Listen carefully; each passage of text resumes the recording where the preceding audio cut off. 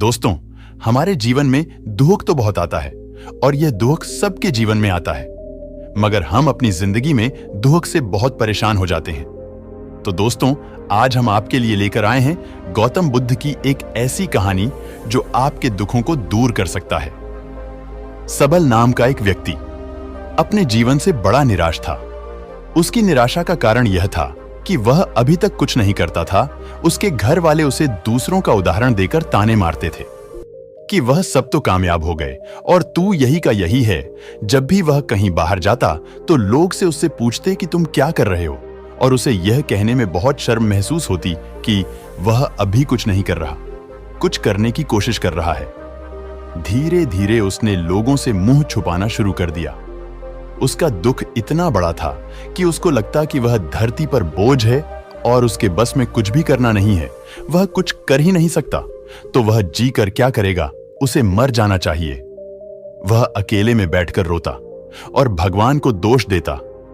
एक दिन उसने नगर में गुरु को देखा जो दुख के ऊपर अपना प्रवचन दे रहे थे। गुरु ने कहा, दुख एक गुरु की तरह होता है जो आपको जीवन के बारे में समझाता है और बताता है। यह आपको सही से जीने का तरीका देता है। आप चाहे तो दुख रूपी गुरु से जीवन जीना सीख सकते हैं या दुख में डूबकर बैठकर रो सकते हैं। सबल भी ये बातें सुन रहा था। उसने गुरु से कहा, दुख कुछ सिखाकर नहीं जाता बल्कि पीड़ा देकर जाता है। दुख की पीड़ा अनंत होती है। ऐसा लगता है कि इसके बाद कुछ नहीं मिलने वाला, कुछ नहीं होने वाला। मृत्यु भी उसके सामने कम लगती है। गुरु ने कहा, क्या दुख है तुम्हें? सबल ने अपनी सारी परेशानी गुरु को बताई और कहा, क्या मेरे दुख का आपके पास कोई समाधान है? गुरु मुस्कुराए और गुरु ने कहा, जब तुम्हारे जीवन में असली दुख आए तब मेरे पास आना, मैं उसका समाधान अवश्य करूंगा। यह कहकर गुरु वहां से चले गए। सबल ने सोचा, क्या मेरा दुख असली नहीं है? क्या यह दुख जो मैं झेल रहा हूं दुख नहीं है? कोई भी मेरे दिल का दर्द नहीं समझता। घर वाले नहीं समझते तो गुरु क्या समझेंगे? अपने दुखों से परेशान होकर सबल ने एक निर्णय लिया कि वह कुछ करके दिखाएगा। उसने एक छोटा सा व्यापार आरंभ किया। उसे उसके व्यापार में सफलता नहीं मिल रही थी, पर उसके घर वाले बहुत खुश थे कि वह कुछ तो प्रयास कर रहा है। धीरे धीरे उसे सफलता मिलने लगी और फिर उसने रफ्तार पकड़ ली।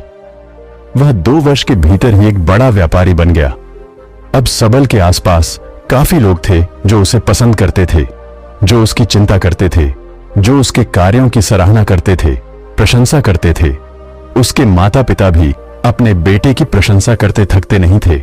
उसके मित्रों की संख्या दिन ब दिन बढ़ती जा रही थी। वह बहुत खुश था। अपनी जिंदगी में पड़ोस के कुछ मित्रों ने उसे समझाया कि जब वह बड़ा व्यापारी बनकर इतना सुखी रह सकता है तो सोचो, अगर तुम इस नगर के, इस राज्य के सबसे बड़े व्यापारी हो जाओ तो कितना सुख होगा तुम्हारे पास, कितने लोग तुमसे जुड़ेंगे, कितना यश तुम्हारा फैल जाएगा। स्वयं राजा भी तुम्हारी तारीफ करेंगे और जरूरत पड़ने पर तुमसे ही धन उधार लेंगे। यह बात सबल के मन में बैठ गई और अब वह और अधिक प्रयास करने लगा। लेकिन यह सब कुछ उसे बहुत जल्दी चाहिए था। ज्यादा समय इसमें वह बर्बाद नहीं करना चाहता था, इसलिए उसने ऐसे कार्य किए जो उचित नहीं थी। उसने बहुत बड़ी मात्रा में धन उधार लिया, अपने मित्रों से लिया, ज्यादा मुनाफा कमाने के चक्कर में अपने माल की गुणवत्ता खराब कर दी। उसके मित्र उसे जैसा समझाते गए वह वैसा करता गया। दूसरे व्यापारियों के खिलाफ षड्यंत्र भी रचे। अब उसके जीवन का सुकून कहीं चला गया था। उसे रातों को नींद नहीं आती थी। वह हमेशा कुछ उधेड़बुन में लगा रहता था। सुख साधन की सारी वस्तुएं होने के बाद भी उसे किसी में सुख नहीं मिल रहा था। एक दिन सबल अपने रथ में बैठकर एक मार्ग से जा रहा था। रास्ते में उसने गुरु का आश्रम देखा। वह गुरु के पास पहुंचा और कहा, गुरुदेव, आपने कहा था कि असली दुख हो तो मेरे पास आना।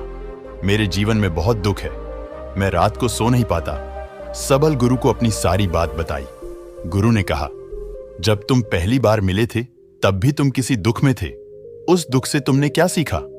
सबल ने कहा, मैंने सीखा कि केवल सोचने मात्र से कुछ नहीं होता। कर्म को अंतिम पड़ाव तक ले जाना आवश्यक होता है। अपनी सोच को साकार करने के लिए कर्म करना पड़ता है और केवल कर्म करने से कुछ नहीं होता। कर्म को अंतिम पड़ाव तक ले जाना आवश्यक होता है, चाहे रास्ते में कितनी भी बाधाएं आए, कितनी भी निराशा आए, चाहे ऐसा क्यों ना लगे कि अब कुछ नहीं होगा, तब भी यह मानकर कि जो कार्य मैं कर रहा हूं मैं इसमें सफल होकर ही रहूंगा। कर्म करना चाहिए। लोग केवल सफल व्यक्ति को ही महत्व देते हैं, बाकी सब चाहे कोई कितना भी अच्छा क्यों ना हो, इस दुनिया के लिए वो बोझ ही कहलाता है। गुरु मुस्कुराए और गुरु ने कहा, जब तुम्हारी जीवन में असली दुख आए तब मेरे पास आना, मैं उसका समाधान अवश्य करूंगा।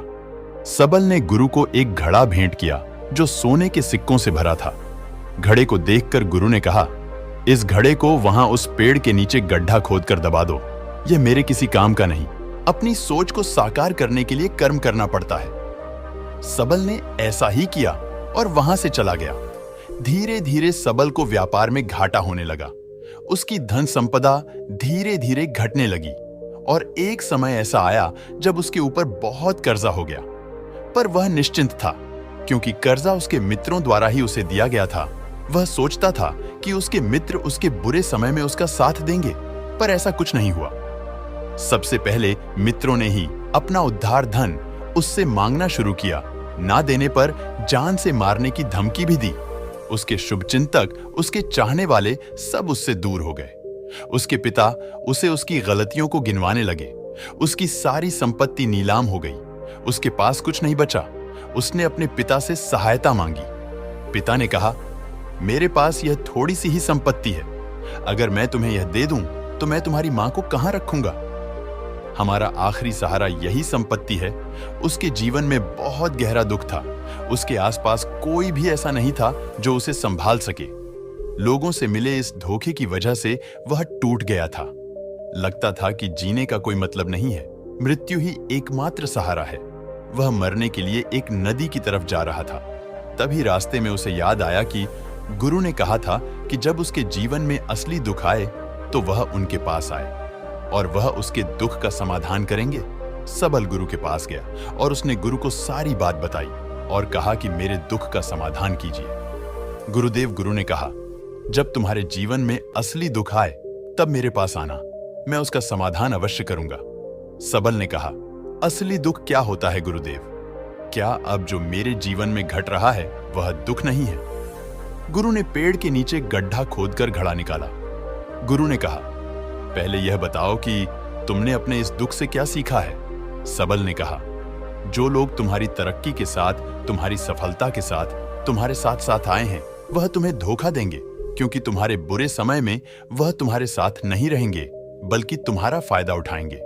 भरोसा केवल उन्हीं लोगों पर करना चाहिए जो तुम्हारे बुरे समय में, असफलता के समय में तुम्हारे साथ खड़े रहे हो।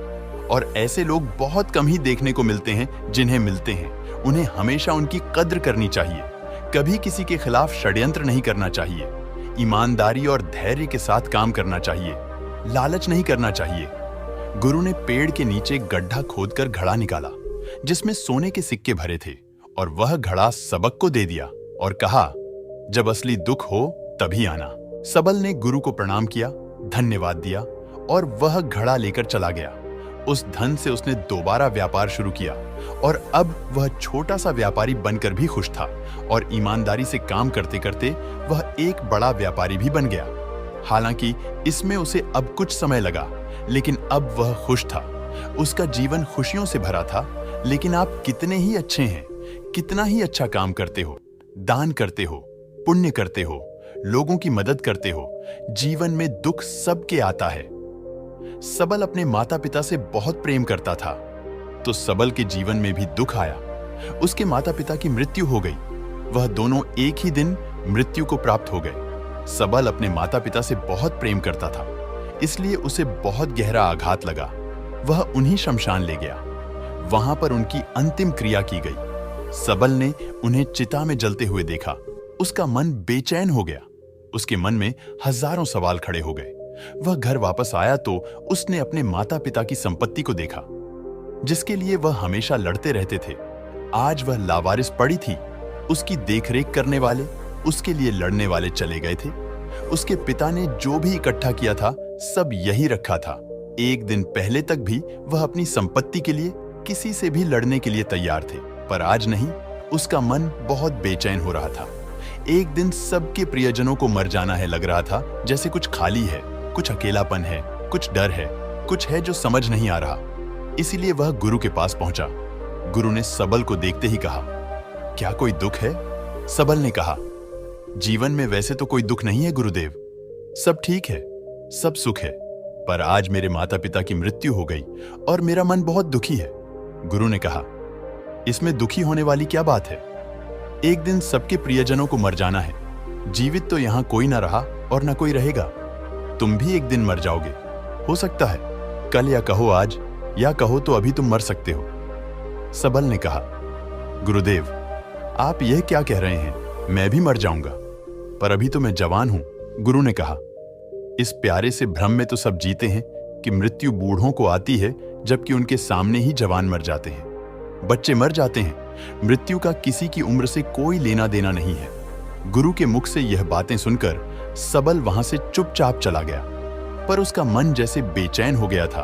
वह कुछ खालीपन सा महसूस कर रहा था। दिन रात वह अपने बारे में ही सोचता रहता कि वह क्या कर रहा है, वह क्या है, क्यों है, कैसे हैं, हम क्या हैं, हम करने क्या आए हैं? क्या बस चीजों का उपभोग करना है और मर जाना है? उसे कोई जवाब नहीं मिल रहा था और उसका दुख बढ़ता ही जा रहा था। कुछ दिन बाद वह वापस गुरु के पास पहुंचा और गुरु को सारी बात बताई। गुरु मुस्कुराए और गुरु ने कहा, आज पहली बार तुम्हारी जीवन में असली दुख उत्पन्न हुआ है। वास्तव में यही है जो दुख कहलाने लायक है, कि हमें नहीं पता कि हम क्या कर रहे हैं, क्यों हैं, कैसे हैं, कौन हैं हम और हमें क्या करना है। सबल ने कहा, गुरुदेव मेरे दुख का समाधान कीजिए।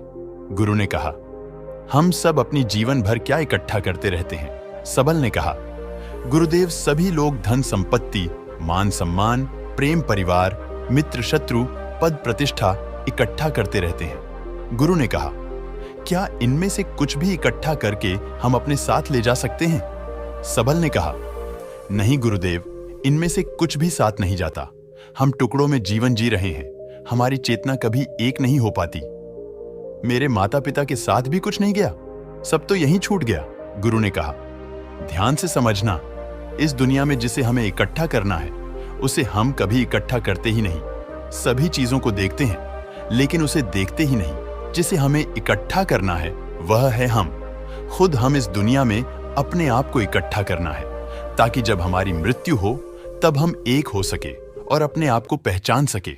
हम बटे हुए हैं प्रेम में, नफरत में, क्रोध में, क्रूरता में, धन में, संपत्ति में, पद में, प्रतिष्ठा में, सम्मान में, पहचान में, धर्म में, जाति में, दूसरों को लूटने में और अपने आप को लुटाने में, और ऐसी ही हजारों लाखों छांव में, वासनाओं में हम बटे पड़े हैं। हम टुकड़ों में जीवन जी रहे हैं। हमारी चेतना कभी एक नहीं हो पाती। हमारी ऊर्जा शक्ति बिखर गई है, इसलिए हमारे पास इतना भी समय नहीं है या इतनी भी शक्ति नहीं है कि हम मुड़कर अपनी ओर देख सकें। वास्तव में लोग जिंदगी भर जिन्हें दुख दुख कहकर चिल्लाते रहते हैं और उनका समाधान खोजते रहते हैं, उन्हें उनका समाधान कभी मिलेगा ही नहीं, क्योंकि जिन्हें वह दुख कहते हैं वह दुख है ही नहीं। इसलिए यहाँ किसी को कभी उनके दुख का समाधान नहीं मिलता। वह बस एक परिस्थिति से छूटकर दूसरी परिस्थिति में फंस जाते हैं। जैसे वह पहली समस्या में रो पड़ते थे, वैसे ही वह दूसरी समस्या में रो पड़ते हैं। हमेशा ही एक ही समाधान नजर आता है, वह है मृत्यु, पर वह भी कोई समाधान नहीं है। इसलिए इन सब का अगर परम समाधान चाहिए तो अपने आप को इकट्ठा करो, अपनी ऊर्जा को इस संसार से वापस खींचो, उसे एकत्रित करो, अपने ऊपर ध्यान दो, अपने पर ध्यान लगाओ। मृत्यु से पहले अपने आप को पहचान लो, ऐसे ही बिखरे हुए मत चले जाना। सबल ने कहा, तो क्या गुरुदेव, हमें यह संसार छोड़ देना चाहिए? अपनी इच्छाओं को मार देना चाहिए? धन संपत्ति इकट्ठा नहीं करनी चाहिए? क्या हमें यहाँ किसी से प्रेम भी नहीं करना चाहिए? गुरु ने कहा, तुमसे इच्छाएं, कामनाएं और वासना ऐसी ही निकलती है जैसे पहाड़ से कोई पत्थर गिर रहा हो, जिस पर पहाड़ का कोई नियंत्रण नहीं है सिवाय देखने के और परेशान होने के और कुछ खोने के। जब तुम एकत्रित हो जाते हो तब जो भी तुम करते हो सब नियंत्रण में रहता है, तब इच्छाएं भी तुम्हारी इच्छा से निकलती है। सबल ने कहा, गुरुदेव आपने मेरे सच्चे दुख का निवारण कर दिया है। आपका बहुत धन्यवाद। अब मैं अपने आप को एकत्रित करूंगा गुरुदेव। मानव शरीर में बहुत ऊर्जा है, बहुत शक्ति है, पर यह बेकार की चीजों में बटकर रह गई है, व्यर्थ की चीजों में लगी रहती है। यह ऐसे ही है जैसे एक शक्तिशाली मशीन किसी बच्चे के हाथ में दे दी गई हो। जैसे आपने कभी देखा होगा, बच्चे कभी कभी बाइक पर या कार में बैठकर उसे चलाने का नाटक करते हैं। सही शक्ति का इस्तेमाल तो हम कभी कर ही नहीं पाते, क्योंकि उन्हें इतना ही पता है ऐसे ही हम शरीर को चला रहे हैं, इसकी सही शक्ति का इस्तेमाल तो हम कभी कर ही नहीं पाते। खुद को एकत्रित करने का मतलब यह नहीं होता कि हम संसार छोड़ दें, सन्यासी हो जाएं, या झोला उठाकर कहीं चले जाएं, या अपने लिए या अपने बच्चों के लिए धन संपत्ति ना इकट्ठा करें। जैसे जब बच्चे बड़े हो जाते हैं तब वह बाइक या कार को चलाकर लंबी दूरी की यात्रा आसानी से कर सकते हैं, नहीं तो बाइक या कार वहीं खड़ी रहेगी और हमें यह भ्रम रहेगा कि हम कहीं जा रहे हैं, जैसा कि बच्चों को होता है, पर हम कहीं नहीं पहुंचते। दोस्तों, आप अपना राय कमेंट बॉक्स में जरूर बताएं। धन्यवाद।